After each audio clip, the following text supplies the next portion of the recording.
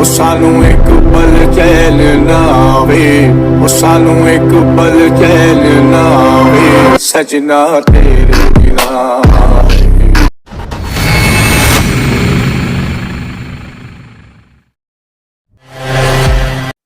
So hello नमस्ते everyone. So आज चाहिँ तपाईँहरूलाई मैले क्यापकट एप्लिकेसनबाट टिकटकको लागि भिडियो ट्युटोरियल कसरी बनाउँछ भन्ने कुरा सिकाउन जाँदैछु। त्यसको लागि चाहिँ हामीले प्ले स्टोरबाट क्यापकट भन्ने एप्लिकेसन डाउनलोड गर्नुपर्ने हुन्छ।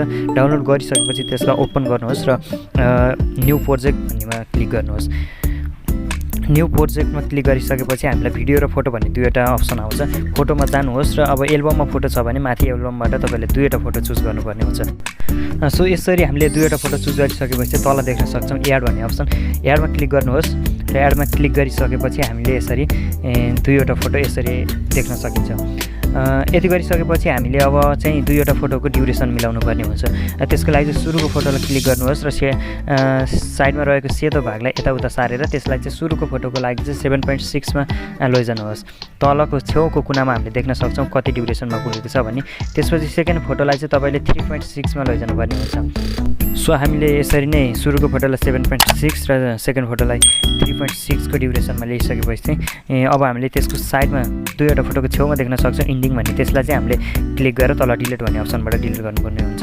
यति गरिसकेपछि चाहिँ हामीले अब हरेक दुईवटा फोटोको एनिमेसन राख्नुपर्ने हुन्छ। त्यसको लागि चाहिँ एनिमेसनमा क्लिक गर्नुहोस् र कम्बोमा जानुहोस् र सो यसरी कम्बोमा क्लिक गरिसकेपछि हामीले यसलाई स्लाइड गर्दै लाने र स्लाइड गर्दै लैसकेपछि त्यहाँ देख्न सक्छौँ बिसेक्ट 1 वा 2। 1 वा 2मा तपाईँले 2लाई क्लिक गर्नुपर्ने हुन्छ। 2लाई क्लिक गरिसकेपछि राइट लगाइदिनु र हामी फेरि सेकेन्ड फोटोलाई एनिमेसन दिन जान्छौँ। सेकेन्ड फोटोको लागि चाहिँ तपाईँले त्यसरी नै एनिमेसनमा क्लिक गर्नुहोस् र इन भन्ने अप्सन हुन्छ। इनमा क्लिक गर्नुहोस् र स्लाइड गर्दै लानुहोस्। स्लाइड गर्दै लगिसकेपछि हामीले देख्न सक्छौँ सेक 1, 2 वा 3। तपाईँलाई आफूलाई कुन मनपर्छ 1, 2 वा 3मा जुन पनि चुज गर्न सक्नुहुन्छ। यसमा चाहिँ मैले सेक 2लाई राखेँ। 2लाई लिइसकेपछि चाहिँ त्यसरी नै हामीले यसलाई सिलेक्ट गर्न सक्छौँ। सो यति गरिसकेपछि अहिले हामीले टिकटकमा एकदमै देख्न सक्छौँ फोटोको साइडमा एलइडी लाइट र अहिलेको नयाँ स्मोक इफेक्ट। यसको लागि चाहिँ हामीले तल इफेक्ट भन्ने अप्सनमा क्लिक गर्नुपर्ने हुन्छ। इफेक्टमा क्लिक गरिसकेपछि हामीले फ्रेम भन्ने साइडमा फ्रेम भन्ने अप्सन देख्छौँ। फ्रेम भन्ने अप्सनलाई अब तल स्क्रोल गर्दै लैजानुहोस्। तल हामीले देख्न सक्छौँ एलइडी भन्ने अप्सन। एलइडीमा क्लिक गरिसकेपछि हाम्रो फोटो यसरी आउँछ। त्यसलाई सिलेक्ट गर्नुहोस् र त्यसलाई दुईवटै फोटोको अन्तिमसम्म पुऱ्याएर छोड्नुहोस्। सो यसरी नै दुईवटा फोटोलाई एलइडी इफेक्ट दिइसकेपछि अब हामीले अर्को इफेक्ट हाल्न चाहँदैछ। त्यसको लागि चाहिँ एड इफेक्टमा जानुहोस् र मुड भन्ने अप्सनमा जानुहोस्। मोडमा गइसकेपछि तल स्क्रोल डाउन गर्दै लैजानुहोस् र हामीले देख्न सक्छौँ स्मोक इफेक्ट। तपाईँले अब आफूलाई मनपर्ने इफेक्ट जुनसुकै पनि राख्न सक्नुहुन्छ। मैले चाहिँ स्मोक इफेक्ट राखेँ।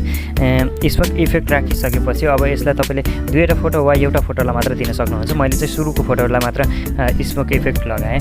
सो यति भइसकेपछि अब हेरौँ हाम्रो भिडियो कस्तो भएको छ।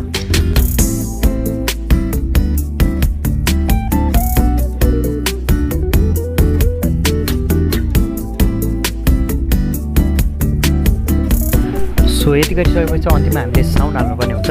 साउन्डको लागि चाहिँ आफूलाई मनपर्ने टिकटक भिडियो डाउनलोड गरेर राख्नुहोस् र डाउनलोड गरिसकेपछि तल अडियो भन्ने अप्सन हुन्छ। अडियोमा क्लिक गर्नुहोस् र साउन्डमा जानुहोस्।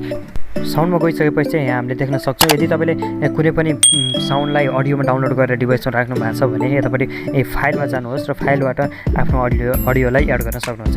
यदि तपाईँले डाउनलोड गरिएको टिकटक भिडियोबाट नै साउन्ड हाल्नुहुन्छ भने एक्सपोर्ट साउन्डमा जानुहोस् र डाउनलोड गरेको भिडियोलाई सिलेक्ट गर्नुहोस् र अडियो कन्भर्ट गर्नुहोस्। अडियो कन्भर्ट भइसकेपछि तल देख्न सक्नुहुन्छ हाम्रो अडियो रेडी भएको छ। त्यसलाई लगेर भिडियोमा सुरुदेखि अन्तिमसम्म मिलाएर राख्नुहोस्। सो यति गरिसकेपछि हाम्रो भिडियो रेडी भइसकेको छ। अब हेरौँ भिडियो कस्तो भएको छ। ओ सानू एक पल चैन ना आवे, ओ सानू एक पल चैन ना आवे, सजना तेरे बिना। गरिसकेपछि हाम्रो भिडियो रेडी भएको छ। माथि अप्सन देख्न सक्नुहुन्छ। त्यसमा गएर हामीले कतिमा सेभ गर्ने हो मिलाएर सेभ गर्न सक्छौँ। सो यस्तै भिडियो हेर्नको लागि टेक जोन नेपाललाई सब्सक्राइब गर्न र साइडमा रहेको बेल आइकनलाई प्रेस गर्न नबिर्सनु होला।